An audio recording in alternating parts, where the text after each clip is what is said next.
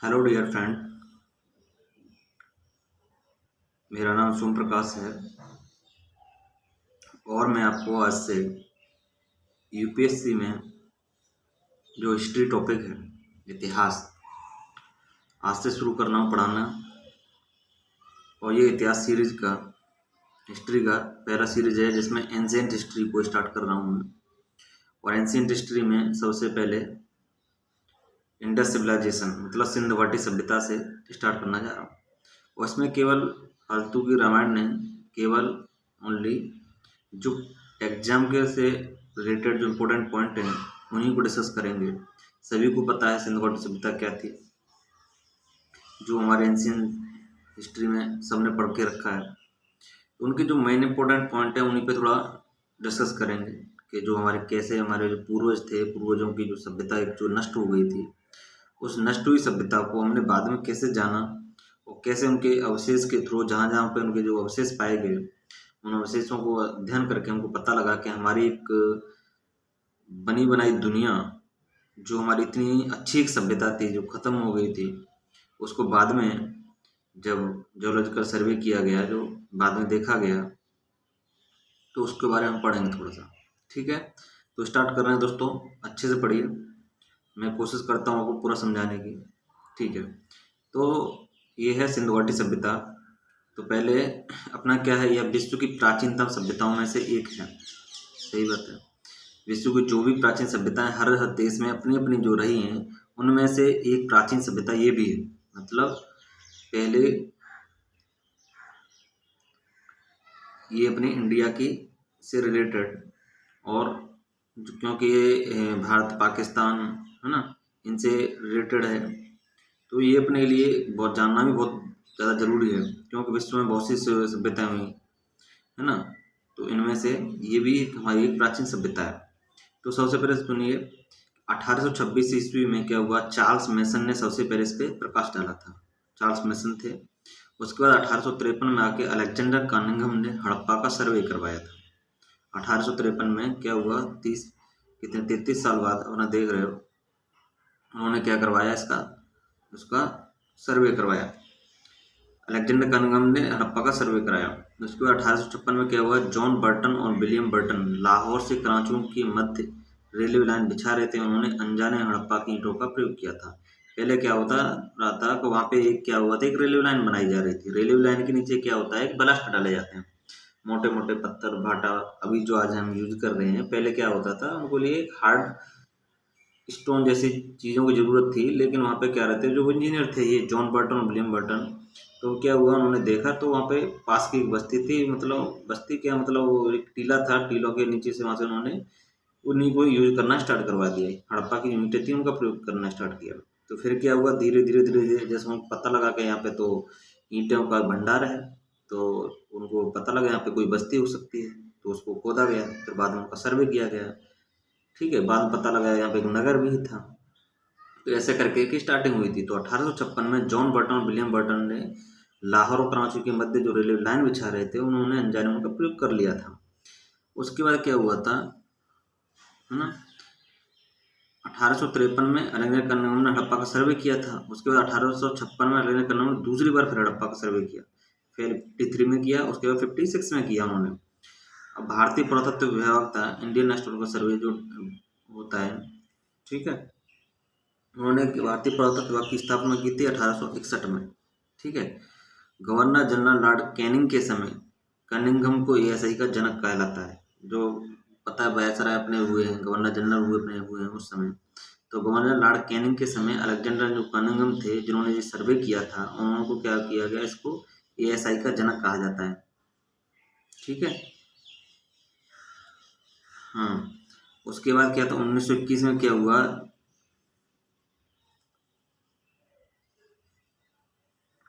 1921 में क्या हुआ, सर जॉन मार्शल ने दयाराम साहनी को उत्खनन हेतु हड़प्पा में नियुक्त किया।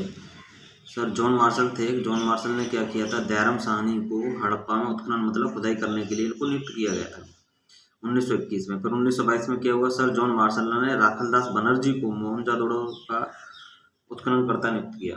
तो जॉन मार्शल थे, जॉन मार्शल ने क्या किया, दयाराम साहनी को लगाया हड़प्पा की खुदाई करने के लिए। और 1922 में राखलदास बनर्जी को लगाया मोहनजोदाड़ो की खुदाई करने के लिए। मतलब उन्होंने खुदाई नहीं की, उन्होंने ही करवाई है, उन्हीं की निगरानी में ये काम हुआ। 21 में हड़प्पा में करवाया किसने, दयाराम साहनी ने, और मोहनजोदाड़ो का खुदाई करवाया राखलदास बनर्जी ने। तो सर जॉन मार्शल ने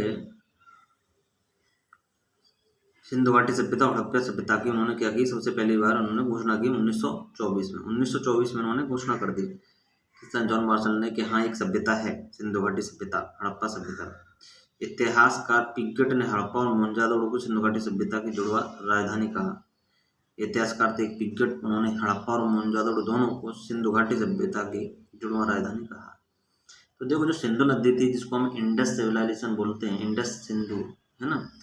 अब एक उससे क्या होता है कि उसके पास में जो एरिया का सर्वे किया गया उसमें जो ऐसे जैसे साक्ष्य निकले और जहाँ जहाँ से हमारी सिंधु नदी गुजरी, तो वैसे साक्ष्यों के बेस पे ही जो अलग अलग, चाहे वो दूसरी जगह पे प्लेस हों, लेकिन वैसे जो सिमिलरिटी अगर मिलती गई, वैसी समानता अगर मिलती गई, तो उनको हम सिंधु घाटी सभ्यता की ही वही चीज़ें बोलते हैं।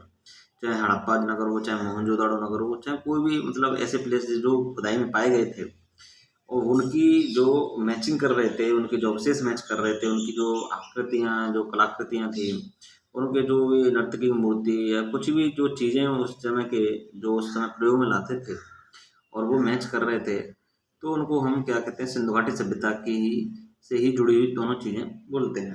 ठीक है, पूरी सभ्यता को एक इंडस सिविलाइजेशन नाम दिया गया, क्यों, उसी से रिलेटेड सारी चीज़ें पाई गई थी। तो हड़प्पा और मोहनजोदाड़ो तो एक बिल्कुल बहुत ही फेमस जगह थी। अब तो इसमें दोस्तों क्या है, एक ही क्वेश्चन इसमें सबसे ज़्यादा आपको याद रखना है हड़प्पा सभ्यता की। तो इसमें खुदाईकर्ता का नाम पूछा जाता है आपको। 1921 में किसने की, दयाराम साहनी ने हड़प्पा की खुदाई करवाई थी और राखलदास बनर्जी ने मोहनजोदाड़ो की खुदाई करवाई थी। और सबसे पहले और यही इम्पोर्टेंट है दोनों। अब देखो आगे, अब विस्तार क्या होता है, विस्तार कहाँ, ये सिंधु घाटी सभ्यता कितनी बड़ी है। तो देखो सबसे पहली बात है कि विश्व की एक सबसे बड़ी सभ्यता है। कितने बड़े आश्चर्य की विषय है ये कि विश्व की एक सबसे बड़ी सभ्यता है। यह लगभग 13 लाख स्क्वायर किलोमीटर मतलब वर्ग किलोमीटर क्षेत्र में फैली हुई है। बहुत बड़ा एरिया होता है भाई ये, 13 लाख वर्ग किलोमीटर क्षेत्र में फैली हुई है। यह भारत, पाकिस्तान, अफगानिस्तान में फैली हुई है। यह त्रिभुजाकार सभ्यता है। ठीक है, मतलब जैसे ट्रायंगल का जो शेप होता है उस शेप में ये फैली हुई एक सभ्यता है। इसको त्रिभुजाकार सभ्यता बोला जाता है। मैंने पहले भी बताया था, यह भारत, पाकिस्तान, अफगानिस्तान में फैली हुई है। ठीक है, भारत, पाकिस्तान, अफगानिस्तान में फैली हुई है और ये हमारे पड़ोसी देश है। तो हमको ये प्राउड भी फील होता है कि हमारी एक सभ्यता थी इतनी पुरानी और हम उससे जुड़े हुए थे। हाँ, इतनी अच्छी टेक्नोलॉजी, मतलब उस समय जो कितना जो डेवलपमेंट था, इतना अच्छा था, जो आज हम बाद में सीख पाए। जो नगरों की सभ्यताएं थी इतनी अच्छी, उनका जो सिटी का जो जिस तरह से आज हम नगर निगम में वैसे करके जो अपने मकान बनाते हैं, नालियाँ बनाते हैं, टॉयलेट बाथरूम वगैरह बनाते हैं, तो ये एक बहुत समय, इतने समय पहले भी मतलब लोग कर चुके थे। तो वो चीज़ों की जानकारी बाद में हमको मिली कि हाँ ये काम पहले हो चुके हैं। इतनी डेवलपमेंट मतलब सिटी एक तरह की उस समय के हिसाब से जो उनके संसाधन थे उसके अकॉर्डिंग देखा जाए तो एक बहुत ही डेवलपमेंट एक सिविलाइजेशन जो है हमारी ख़त्म हो चुकी थी। हम पहले ही मतलब इतने, अगर वो सभ्यता अगर नष्ट नहीं होती तो शायद हम बहुत ही आगे होते। फिर भी देखो समय को क्या है पता नहीं किसी को। पढ़ते हैं, देखो सबसे बड़ी सभ्यता है और 13 लाख स्क्वायर किलोमीटर में फैली हुई सभ्यता है। ये भारत, पाकिस्तान, अफगानिस्तान में फैली हुई है। यह एक त्रिभुजाकार सभ्यता है और एक कांस्य युगीन सभ्यता है। सबसे इम्पोर्टेंट बात है, क्वेश्चन पूछा जाता है इम्पोर्टेंट कि कैसी सभ्यता है, तो यह एक कांस्य युगीन सभ्यता है, कांसा। तो अपना देखो ये कश्मीर, चिनाब नदी और ये मांडा जगह है कश्मीर में, तो चिनाब नदी पे है। वहाँ से लेकर के अपना दैमाबाद, ठीक है, प्रवरा नदी पे है। और ये अपना आलमगीर यूपी, नॉर्थ में देखा जाए तो मांडा कश्मीर नदी, कश्मीर पे चिनाब नदी, और साउथ में अपना दैमाबाद है ना, प्रवरा नदी, और ईस्ट में अपना आलमगीर यूपी हिंडन नदी के पास, और वेस्ट में अपना दास्क नदी सुतकाडोर बलूचिस्तान तक है। ठीक है, तो देख सकते हो ये अपनी कितनी बड़ी सभ्यता है। काल क्या था, इसके बाद देखो समय का निर्धारण C14 मतलब कार्बन डेटिंग जो पद्धति होती है उससे डिसाइड किया जाता है। जो कार्बन डेटिंग पद्धति अपनी साइंस की उसके अकॉर्डिंग डिसाइड किया जाता है कि हमारा इसका टाइम पीरियड कितना रहा होगा, ये कितनी पुरानी एक सभ्यता है।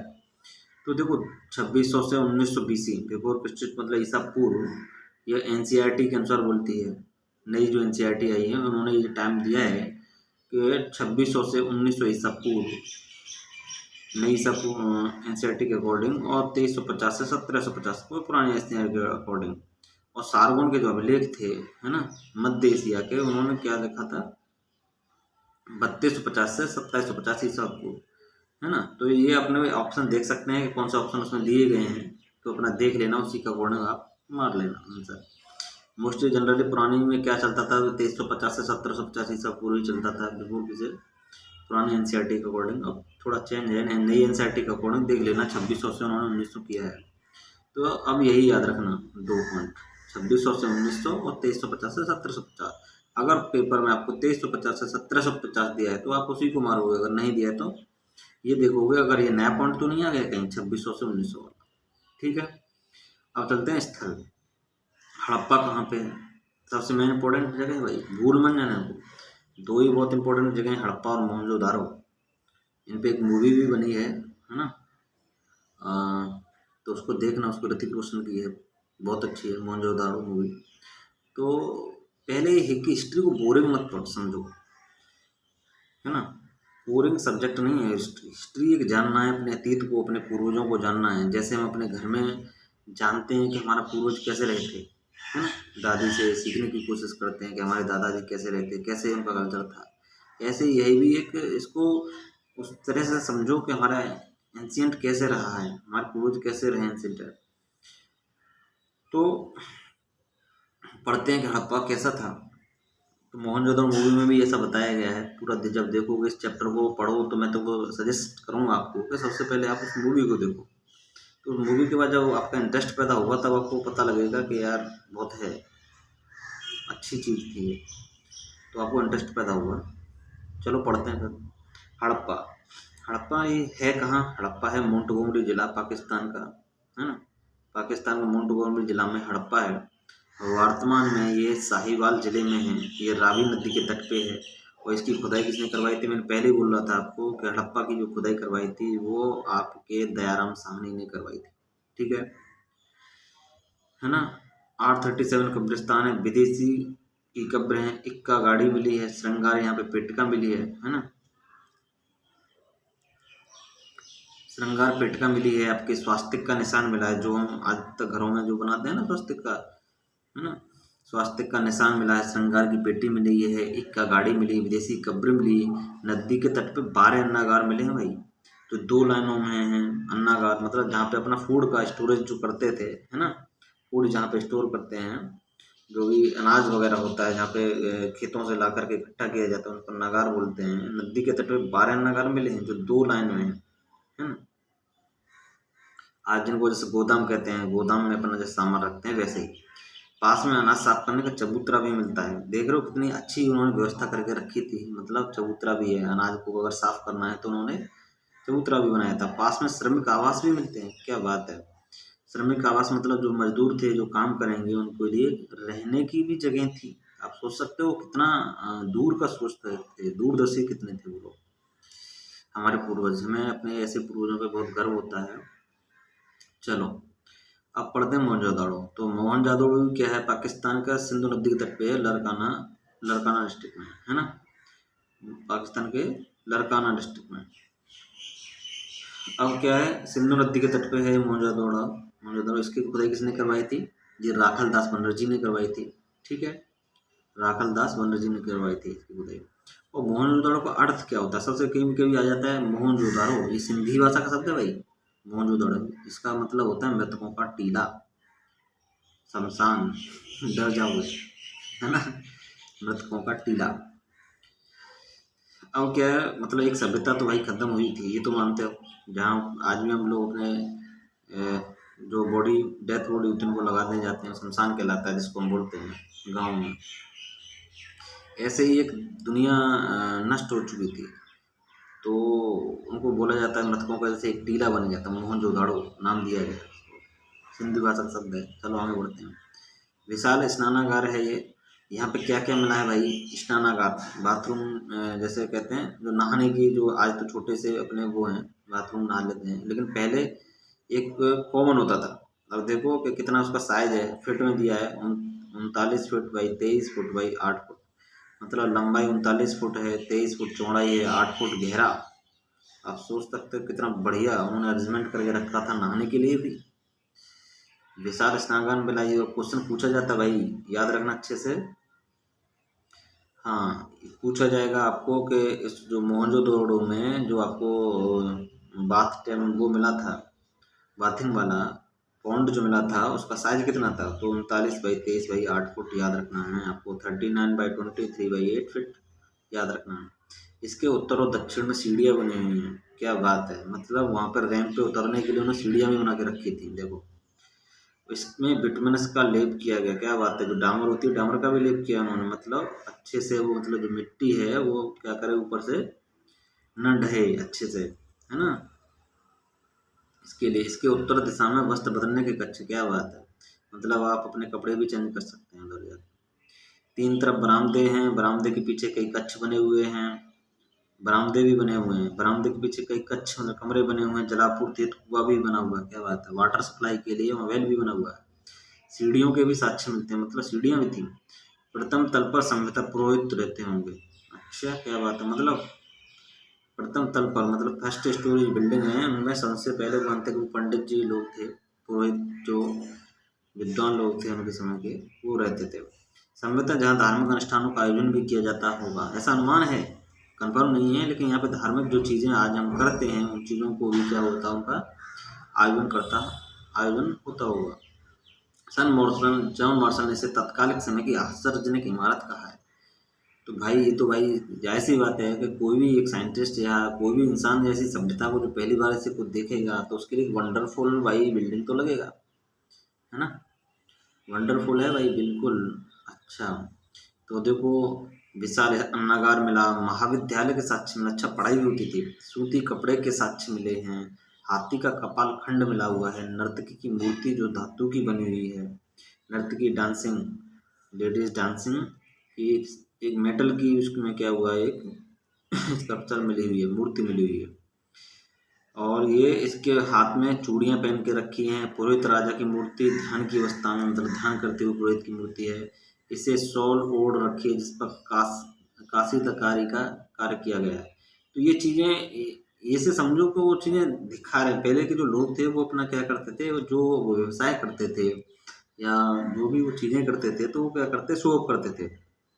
शो मतलब जैसे आज हम मेला क्यों लगते हैं, मेला में जैसे आज तो प्लास्टिक की चीज़ें बनती हैं, लोग दिखाते हैं छोटे छोटे बच्चों को, हाँ देखो हमने मार्केट में एक नई चीज़ आई है, फिर बच्चे उससे खुश रहते हैं कि हम कुछ भी चीज़ें होती हैं, चाहे आज हम खाने के किचन के बर्तन लेने के लिए जाते हों या बच्चों के लिए छोटे छोटे सामान लेने के लिए जाते हों, तो कलाकारी का काम दिखाते हैं ना।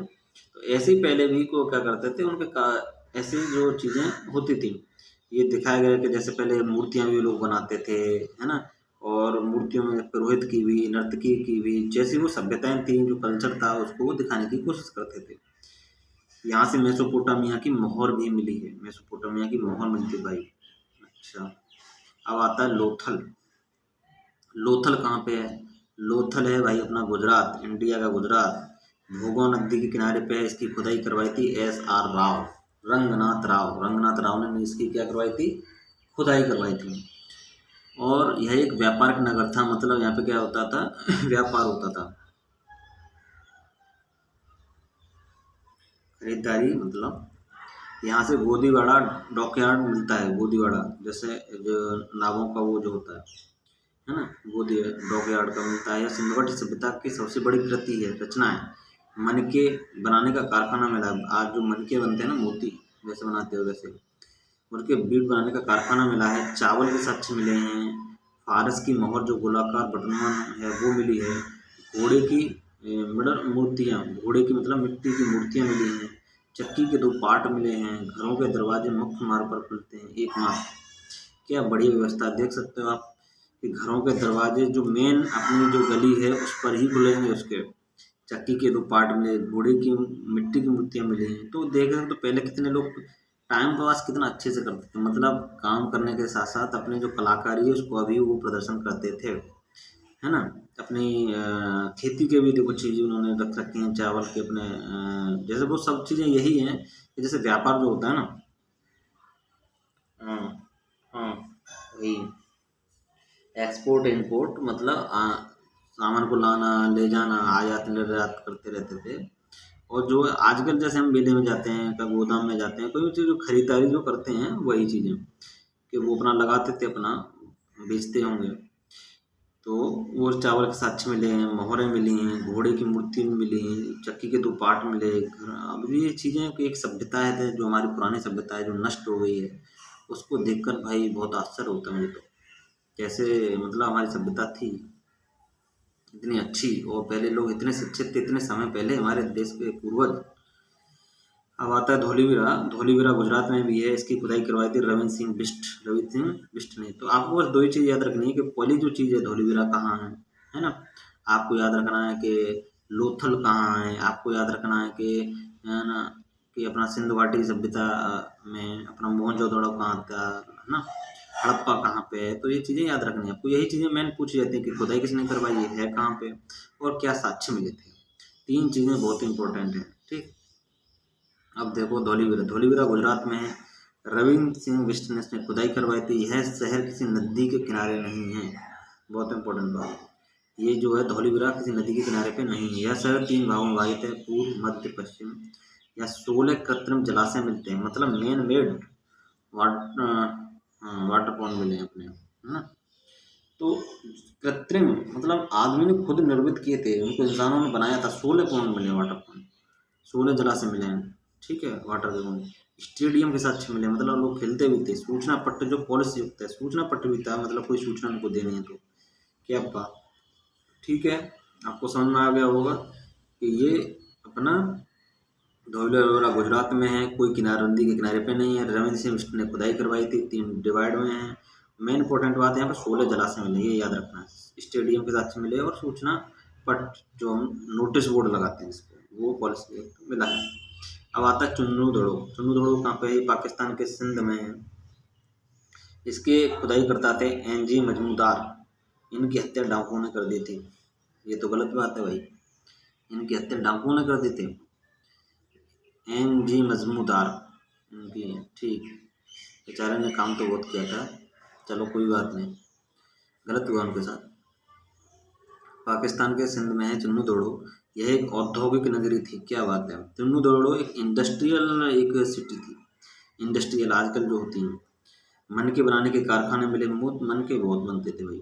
कुत्ते द्वारा बिल्ली का पीछा करने का सच ये तो अच्छी बात है भाई, मतलब जीव जंतुओं का प्यार भी दिखाया गया है इसमें, जानवरों का एक दूसरे के प्रति प्यार। क्या कलाकृतियाँ बनाई होंगी, गजब, थैंक ग्रेट थिंग्स यार। उसके बाद आता है सुरकोटदा। सुरकोटदा कहाँ पे? ये भी गुजरात में है। घोड़े की हड्डियाँ मिली हैं। सिंधु घाटी सभ्यता के लोगों को घोड़े का ज्ञान नहीं था, क्या बात है। घोड़े सिंधु घाटी सभ्यता के लोगों को घोड़े का ज्ञान नहीं था। अब आता है कुनाल। कुनाल पे हरियाणा में अपना चांदी के 2 मुकोटे मिले। दैमाबाद धातु का रत्न मिला है। रोजदी गुजरात में हाथी के साक्ष्य मिले हैं। रोपड़ मनुष्य के साथ कुत्ते दफनाने का साक्ष्य रोपड़ में मिला है, पंजाब, है ना? मनुष्य के साथ कुत्ते को दफनाने के साक्ष्य, कुत्ते को दफनाने का ये बहुत ज़्यादा पूछा जाता है, ये रोपड़ में मिला है भाई। कालीबंगा क्या है? ये खोपड़ी में 6 छेद किए गए, अर्थात इन लोगों को शल्य चिकित्सा का ज्ञान था, क्या बात है। शल्य चिकित्सा मतलब मेडिकल साइंस का भी इतने नॉलेज थे, उन्होंने खोपड़ी में 6 छेद कर दिए थे मतलब यही है कि वो डॉक्टरी भी करते थे, डॉक्टरी मेडिकल चीज़ें भी उनका ज्ञान था उन लोगों को। ये कालीबंगा में मिला है। नगर नियोजन में से सबसे ज़्यादा इम्पोर्टेंट है, नगर नियोजन कैसे होता था। नगर नियोजन, हाँ, नगर नियोजन जैसे जो हमारा सिटी है, सिटी को कैसे अरेंजमेंट किया जाता था, उन्होंने कैसे बना के रखा था। देखो, यह विश्व की एक प्रथम नगरीय सभ्यता थी, कहती थी सिटी वाली सिविलाइजेशन थी, सिटी वैसे। यह अपने विशिष्ट नगर नियोजन के लिए प्रसिद्ध है। अपने किस तरह से स्पेशल अपना नगर का जो सिटी का जो अरेंजमेंट करके रखा था उन्होंने, सिस्टमेटिक वे में उनको जो बना के रखा था, उसके लिए फेमस है। ये 2 भागों में होते थे, पूर्वी भाग और एक पश्चिमी भाग। और ये आवासीय पहला पूर्वी भाग जो ईस्ट वाला पार्ट होता था वो रेजिडेंशियल कॉलोनी जैसा होता था, मतलब जो रहने के लिए होता था वो बस। और पश्चिमी भाग जो वेस्ट वाला पार्ट होता था या दुर्गीकृत होता था, ऊंचे टीले पर स्थित होता, दुर्गीकृत दुर्ग जैसे किले टाइप का होता था, है ना। अब आता है सड़कें एक दूसरे को समकोण पे काटती थी, बहुत अच्छी बात है। जो मतलब सिस्टमेटिक वे देख रहे हो आप, किस तरह से उन्होंने मतलब पूरा सिविल इंजीनियरिंग का एकदम बेहतरीन एक नमूना था। सिविल इंजीनियरिंग कितने अच्छे से वहाँ पे लोग जानते थे। उन्होंने अपने देखो शहर को किस अच्छे तरीके से उन्होंने एक तरह से डिजाइन किया था, किस तरह से उन्होंने अरेंजमेंट करके रखा था उन्होंने, कैसे उन्होंने देखो सड़कें जो है एक दूसरे को राइट एंगल पे क्रॉस करती थी, मतलब आजकल जो है समकोण पे काटती थी 90 डिग्री पे। शहर जो है ग्रिड पैटर्न पे बने हुए थे। ग्रिड पैटर्न तो जानते ही हो, मतलब हॉरिजॉन्टल वर्टिकल लाइनों में एक दूसरे को क्रॉस करते हैं जैसे, उस तरह से बने हुए थे। घरों के दरवाजे मुख्य मार्ग पे नहीं खुलते थे, क्या बात है, ये बहुत अच्छी बात है। मेन मार्ग जो इसके मेन हाईवे उस पर नहीं खुलते थे। अपवाद है लोथल में मुख्य मार्ग पे खुलते थे।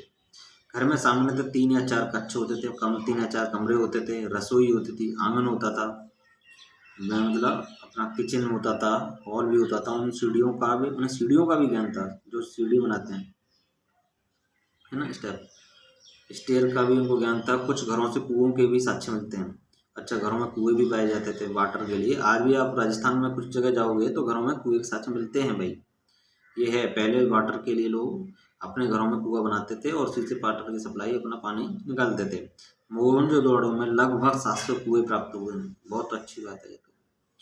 700 कुएं मतलब 700 घर समझ लो, 700 फैमिली एक तरह की, उनसे कुएं प्राप्त हुए तो पानी अपना निकालते थे। इन नगरों में उत्कृष्ट जल निकासी व्यवस्था थी। उत्कृष्ट मतलब बिल्कुल स्पेसिफिक अच्छी जल निकासी, वाटर ड्रेनेज सिस्टम था। वाटर ड्रेनेज सिस्टम जैसे जल निकासी, जो वेस्टेज वाटर होता है जैसे लेटरिन बाथरूम, वैसे टॉयलेट, इनका जो वेस्टेज वाटर होता है नदी का, नालों का, जैसे जो उसमें डालते थे इनको, नालों में, नदियों में चले जाते थे, उनको अच्छी तरह से, मतलब उनको अच्छी तरह से निकालते थे कि ताकि अपना जो शहर है वो दूषित न रहे, है ना। और इनको देखा है नालियों को ईंटों से ढका जाता था, मतलब बिल्कुल जो गंदा वाटर है उसको बिल्कुल स्मेल नहीं आनी चाहिए।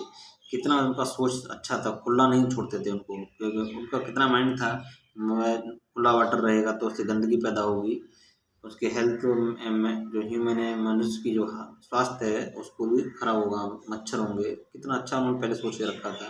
तो नालियों को ईंटों से ढका जाता था।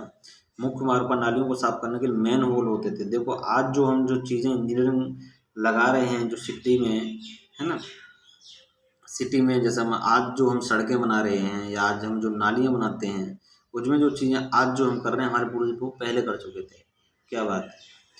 अच्छा, हाँ, उसके बाद सामने पक्की ईंटों का प्रयोग करते थे, मतलब नाली बनाने के लिए पक्की ईंटों का प्रयोग करते थे और ईंटों का साइज होता था 4x2x1, ठीक है, एक, ठीक है। और राजनीतिक स्थिति क्या था? राजनीतिक जानकारी का अभाव इस बारे में सम्यता पुरोहित वर्ग के पास शासन रहा होगा। ये ऐसा अनुमान लगाया जाता है कि पुरोहित वर्ग के पास इसका शासन रहा होगा। जो पुरोहित जो मतलब पंडित जी वर्ग बोल सकते हैं, जो ज्ञानी वर्ग के लोग होते थे, जो पढ़े लिखे लोग होते थे उस समय के, उनके साथ में शासन रहा हो, क्योंकि इतनी पहले पढ़ाई लिखाई की इतनी व्यवस्था नहीं थी। लोग अपने मतलब ऐसे बोल सकते हैं अपना जो नॉलेज का जो स्तर था, अपना जो व्यवहारिक ज्ञान था, है, तो उसका ज़्यादा प्रयोग करते थे अपना, और अपने अपने काम में वो लोग बिजी रहते थे। और जो अपना आज जैसे हम पढ़ाई लिखाई करके जो ऑफिसर लोग हैं वो अपने जैसे देश को चला रहे हैं, वैसे ही शासन को चलाने के लिए वो पढ़े लिखे लोगों की ज़रूरत होती होगी। तो ऐसा उनका अनुमान है।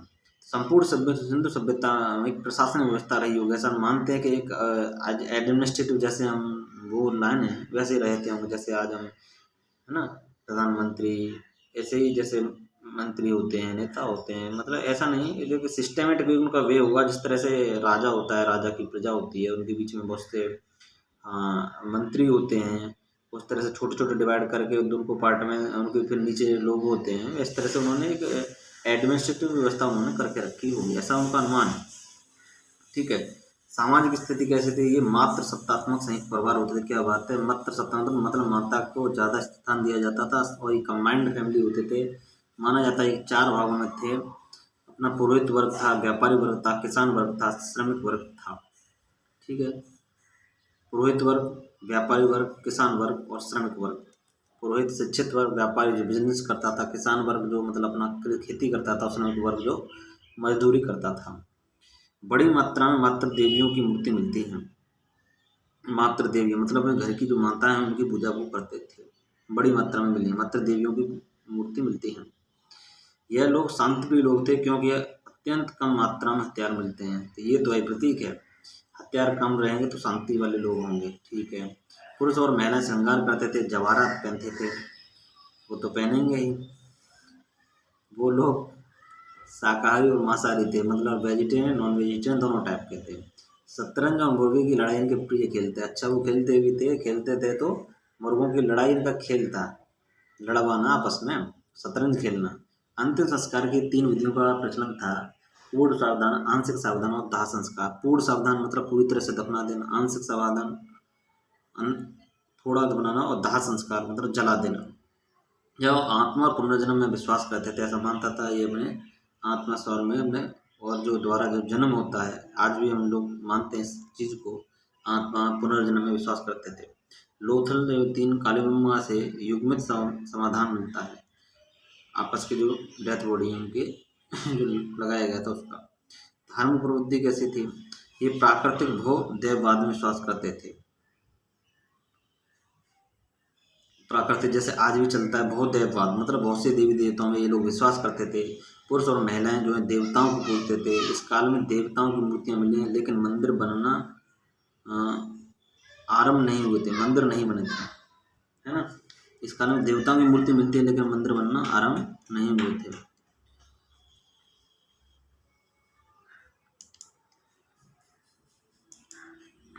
आरंभ नहीं हुए थे और ये अंधविश्वासी थे थोड़ा।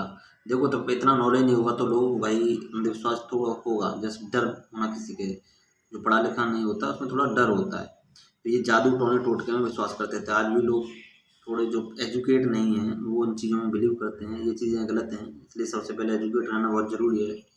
समाज को उस चीज़ के मतलब निकलना चाहिए इन चीज़ों से, इसके लिए शिक्षा बहुत जरूरी है। बलि प्रथा में विश्वास करते थे, मतलब कितना देखो चरम पर था, ये चीज़ गलत है उस समय। क्योंकि लोग पाखंड में और इन चीज़ों पे विश्वास करेंगे, कर्मकांड में, जादू टोने में, तो ऐसे लोग करते थे। बलि प्रथा में विश्वास करते थे। काली गंगा में हवन कुंड मिलते थे, जहाँ पे लोग हवन करते हैं वो साक्ष्य मिले हैं। या वृक्ष पूजा, जल पूजा और लिंग पूजा में विश्वास करते थे। ठीक है, यह लोग मतलब पेड़ की पूजा करते थे, वाटर की पूजा और ये चीज़ें इनमें विश्वास करते थे। इन्हें ध्यान एवं योग का ज्ञान था। जो ध्यान आज हम मेडिटेशन करते हैं, जो योगासन करते हैं, उनका भी उनको नॉलेज थी। मोहनजोदड़ो एक मेहर मिलती है जिस पर आधा शिवा का चित्र मिलता है। आद्य शिवा जो आज हम शंकर जी बोलते हैं, उनको महादेव बोलते हैं, तो इनको हम मोहनजोदड़ो में उनका वो मिला है ना, आद्य शिवा का चित्र मिलता है। जॉन मार्शन ने पशुपतिनाथ का है, पशुपतिनाथ जैसा आज भी बोलते हैं। साउथ में चले जाएंगे मंदिर अपने बने हुए हैं। सर जॉन मार्शन ने पशुपतिनाथ का मतलब पशुओं का नाथ, जो मतलब जीव जंतुओं की रखवाली करने वाला। इनके पास क्या था, वही सब चीज़ें, मतलब शेर, जानवर, सर्प, और आज भी आप फोटो में देखते हो ये बैठे हुए दिखाई देते हैं। इसलिए तो आद्य शिवा मतलब प्राकृतिक जो नेचुरल जो गॉड, उनको पहले लोग मानते थे। आर्थिक स्थिति कैसी थी, आर्थिक स्थिति ये कृषि आधारित अर्थव्यवस्था थी। कृषि पे डिपेंड थे सभी लोग। देखो अधिशेष उत्पादन होता था जिन्हें बड़े बाजारों शहरों में बेचा जाता था। मतलब अपने बड़े बड़े बाजारों शहरों में जैसे आज बेचते हैं लोग, गाँव में वैसे ही बेचते थे। गेहूँ, सरसों, चना, मटर, रागी इनकी प्रमुख फसलें थी।